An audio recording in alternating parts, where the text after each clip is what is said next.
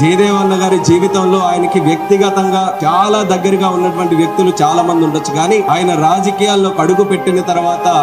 ఆయనకి అత్యంత సన్నిహితంగా ఉన్నటువంటి వ్యక్తులు ఎవరనంటే ఖచ్చితంగా నేనే సమాధానం చెప్పగలను, అది నేనే అని.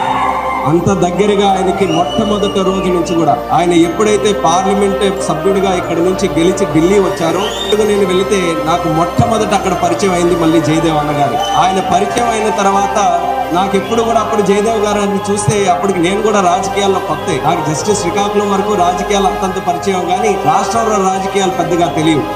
కానీ మొట్టమొదట మేము కలిసినప్పుడు ఆయన ఎక్కడా కూడా ఒక అహం గాని, నా వెనక ఇంత పెద్ద కంపెనీ ఉంది, లేకపోతే నేను ఇంత పెద్దవాడిని, సమాజంలో నేను ఇంత పెద్దవాడిని, నాకు ఇంత సెలబ్రిటీ స్టేటస్ ఉందా అనేటటువంటి అహం ఎక్కడ కూడా లేకుండా ఒక సొంత కుటుంబ సభ్యుడు కలిస్తే ఏ రకంగా ఆప్యాయతగా పలకరిస్తాడో ఆ రోజు ఆ పలకరింపును చూసుకొని ఇప్పటి వరకు విడదీయలేనటువంటి బంధం మా ఇద్దరి మధ్యలో కూడా ఏర్పడింది.